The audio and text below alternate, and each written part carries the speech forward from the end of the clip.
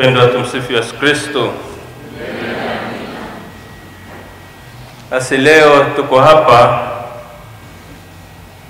kumshukuru Mwenyezi Mungu. Tunasherehekea kwa kweli baraka na neema ambazo Mwenyezi Mungu ametupa.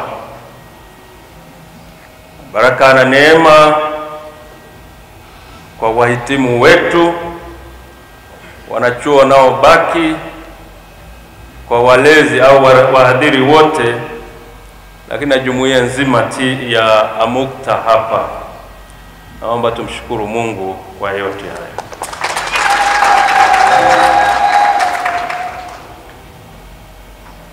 Tunashukuru pia kwa ajili ya wale wote ambao wamewasindikiza au wamesindikiza chuo, au kwa upande mwingine wamewasindikiza wale ambao leo sisi leo tunafanya mahafali kwa ajili yao.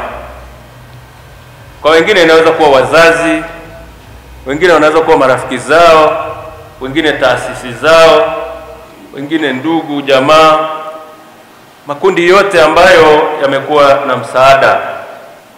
Natoa shukrani kwao. Nashukuru kwa mafanikio. Lakini kwa upande mwingine, siku kama ya leo ni siku ya kuomba. Tunaomba zaidi baraka za Mungu, kwamba hawa ambao wamehitimu wawe pia baraka, wamtukuze Mungu, wawe baraka kwa watu ambao watawahudumia, hata pia kwa mazingira wawe baraka.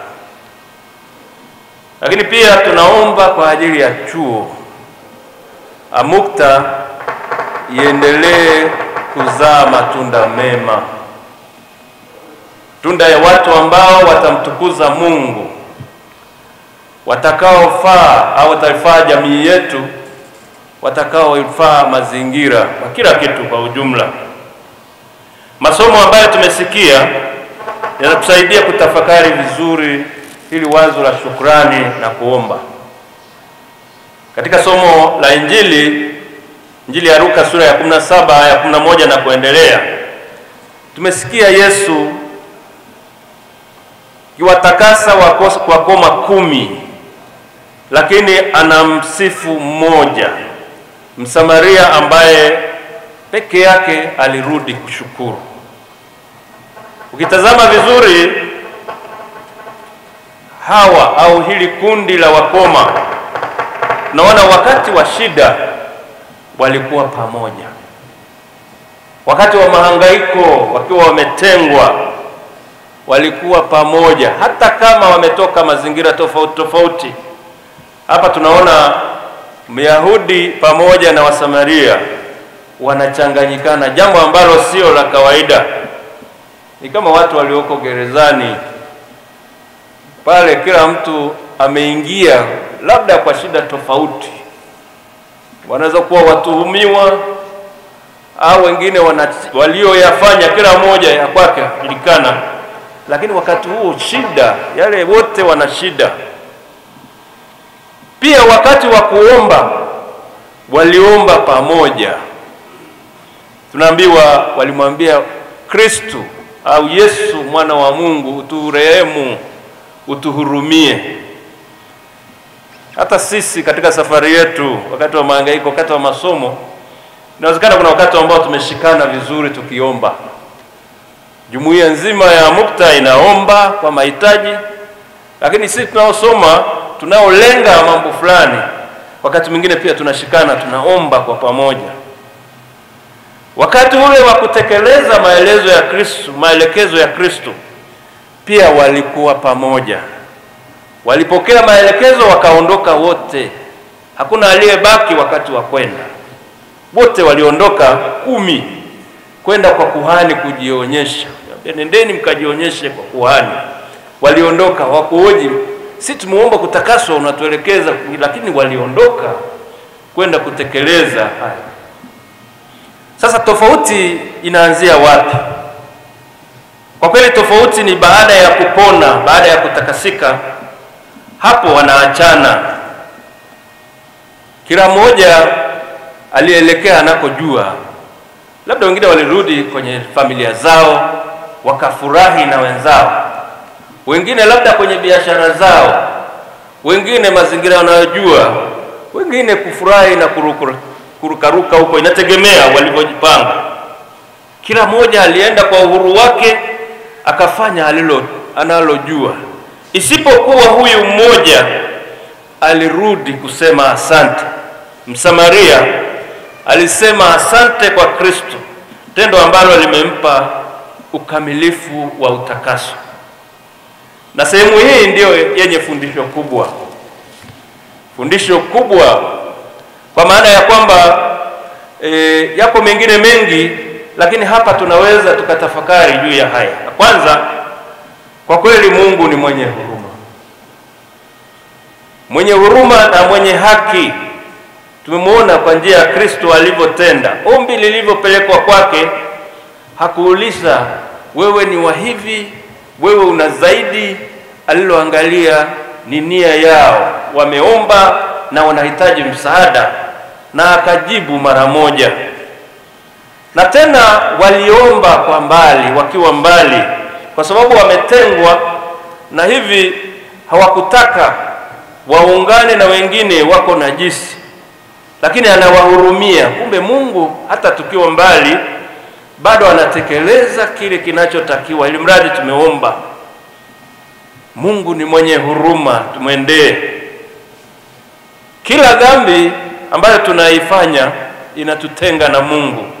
Tunaweza kuilinganisha hata na ukoma. Mwenye dhambi zingine za wazi, huwa watu wanatengwa tu wazi kutokana na dhambi hizo. Kama ni jambazi, kama ni mwizi, kwani tunapenda tukae naye? Tunamtenga. Au anayeua, tunamtenga. Mazingira ya dhambi na yenyewe yanatuweka mbali pia na Mwenyezi Mungu, na wakati mwingine hata mbali na wenzetu. La pili ambalo tunaona ni muhimu hapa, kuna umuhimu wa kuomba. Tukiomba tutapokea. Injili ya Mathayo sura ya 7 inatuambia, ombeni nanyi mtapewa, tafuteni mtapata, bisheni mtafunguliwa. Hawa waliomba wakapokea. Nina imani hata ninyi mliomba mkapokea mlichoomba. Mafanikio haya faulu na leo kutunukiwa, iwe shahada iwe nini, matokeo ya kuomba pamoja na bidii ambayo tumeifanya. Hiyo nafasi ya kuomba, umuhimu wa kuomba siku zote muhimu. Lakini jambo la tatu, kuna umuhimu pia wa kusikiliza maelekezo ya Mungu. Tunapoomba wakati mwingine tunaweza kushindwa kupokea kwa sababu hatusikii Mungu anataka nini. Hawa waliambiwa waondoke wakajionyeshe kwa kuhani. Waliondoka wakapokea kile walichohitaji. Bahati mbaya tu, baada ya kupokea, furaha ilifunika yale ambayo ni muhimu yaliyotakiwa. Tunaona tu tendo la moja kurudi. Umuhimu wa kusikiliza maelekezo ya Mwenyezi Mungu. Nendeni mkajionyeshe. Mungu huwa anatupa maelekezo tunapoomba, au wakati mwingine tunapohitaji, kwa sababu anaona mahangaiko yetu, yako maelekezo ya Mungu. Maelekezo haya pia yanadai kuwajibika.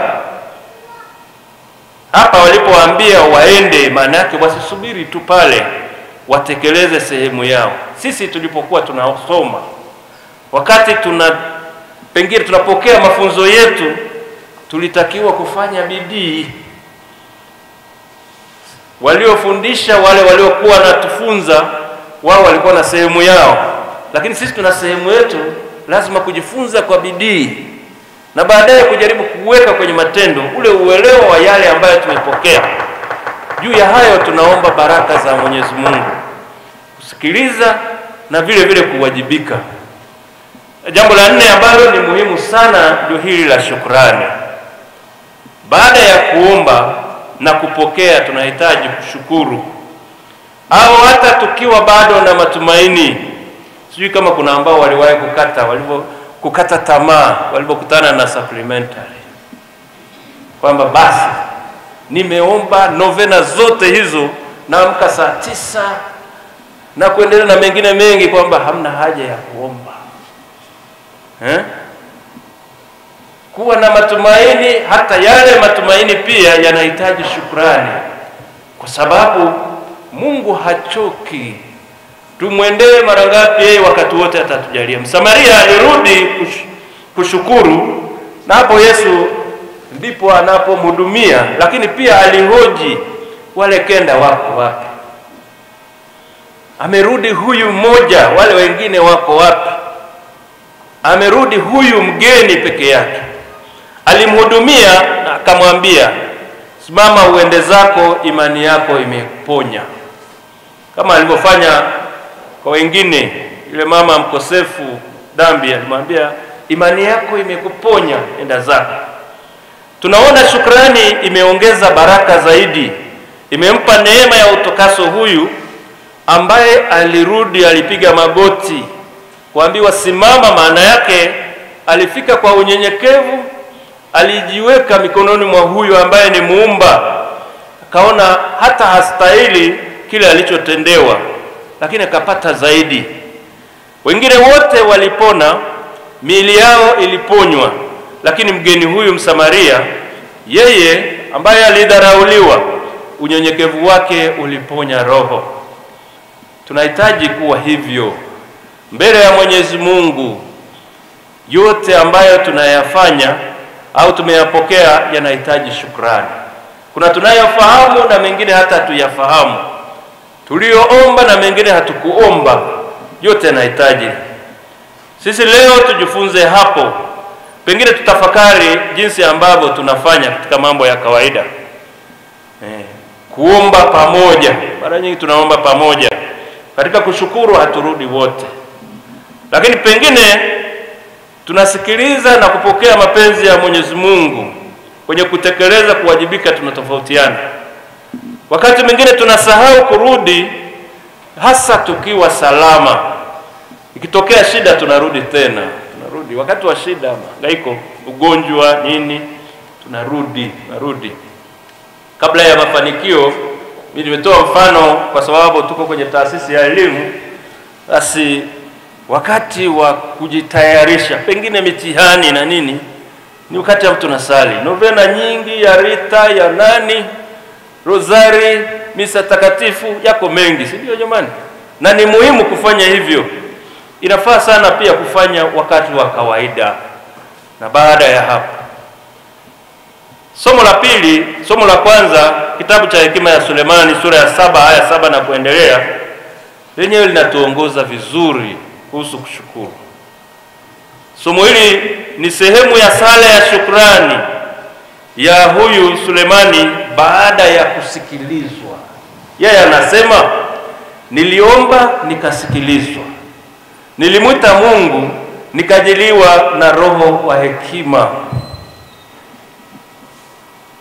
Alinifanikisha mwenyewe, nimejaliwa mwanga na mema yote, nami sasa ninafurahi. Ni kama ninyi sasa mnafurahi. Bila shaka hiyo pia ni sala yetu. Tuliomba tukasikilizwa, tulimwita Mwenyezi Mungu tukajaliwa roho ya hekima, mema ya Mwenyezi Mungu, baraka za Mwenyezi Mungu. Sala yetu hii isikilizwe. Tulitamani kufikia hatua hii, kweli tumeifikia, tunashukuru. Ukitazama nyuma, mnajua mapito yalikuwaje. Nyakati chungu zilikuwepo, za furaha zilikuwepo, zisizoeleweka zilikuwepo, lakini leo tunaona matunda yake. Somo la pili, waraka wa Mtume Paulo kwa Efeso sura ya 3 aya 14 na kuendelea. Somo hili linatukumbusha kushukuru, lakini kwa kuelewa upendo wa Mungu ambao tunauona kwa njia ya Kristo mwenye huruma, kama alivyotenda kwenye Injili, lakini katika yote hasa alivyojitoa, akateswa, akafa, akafufuka kwa ajili ya wote wenye dhambi. Hao mpaswa kushukuru, ndio sisi. Lakini shukrani ya pekee ambayo tunadaiwa, mimi ningeweza kuiweka katika vipengele vifuatavyo. Ya kwanza ni kuishi vizuri. Kuishi vizuri. Tunaweza kuadhimisha misa hapa, tukamwambia Mwenyezi Mungu asante, lakini baada ya hapo kama hatutaishi vizuri, shukrani haina maana. Shukuru Mwenyezi Mungu kwa kuishi vizuri. nafasi ambayo tumepewa au takayopewa, nafasi katika maisha, ionyeshe kuwa watu wa shukrani, waliolelewa vizuri, wanaofahamu, waliongozwa na Mwenyezi Mungu, wanaofahamu au wanaokumbuka kwamba waliomba wakajiliwa na roho wa hekima ya Mungu. Sasa wanatakiwa waseme na watende vizuri, tena kwa haki. La pili ni kutumia kwa ukarimu taaluma tuliopewa. Hii ni zawadi ya Mwenyezi Mungu, taaluma tuliopewa. Karama kwa kawaida ni kwa ajili ya wengine. Huwezi kujivunia karama, nina karama hii ni yangu. Itakufaa nini kama mbaki kwako? Karama kwa ajili ya wengine na itumike kwa ajili ya wengine, bila ubinafsi wala sio kwa uchoyo, kwa weledi, kwa haki na kwa uadilifu. Namna hii itaonyesha shukrani ya kweli kwa Mwenyezi Mungu. Na tatu, kwa kujali utu, kwa kuheshimu watu, lakini pia kwa kuwa baraka kwa kila mtu. Mungu amekuwa baraka kwetu ili tuonyeshe upendo huu kwa wengine. Ushuhuda unatolewa kwa matendo. Baraka pia kwa mazingira.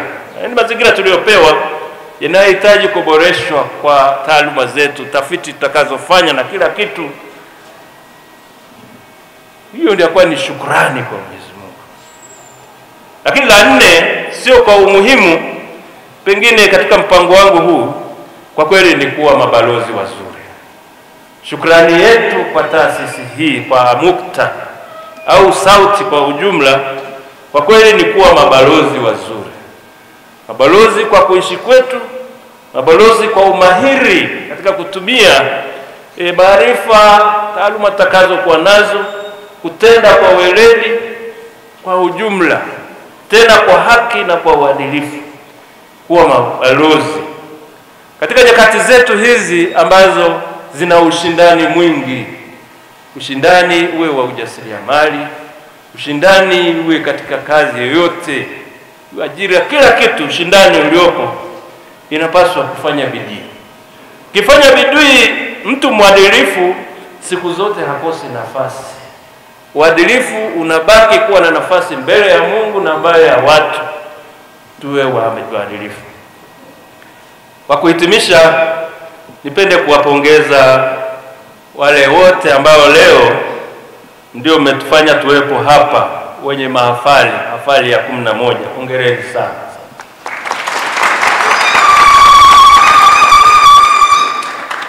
Tunawapongeza, tunawaombea yote yaliyo mema, lakini pia tunapongeza chuo chetu, wahadhiri wote na uongozi kwa ujumla kwa kuwezesha yote mpaka hatua ya leo. Hongereni na asanteni sana. Ambao mko hapa mliopewa nafasi ya kuhudumia, mmewakilisha kanisa, mmewakilisha jamii ya watu, mmewakilisha baraza la maaskofu, ili kuhakikisha ule wajibu wa kumhudumia mwanadamu kiroho na kimwili unatimia. Hatua kwa hatua ndio tunaonja matunda kama haya. Kwa hiyo tunamshukuru Mungu na tunaendelea kuwapongeza. Asanteni, Mwenyezi Mungu atubariki.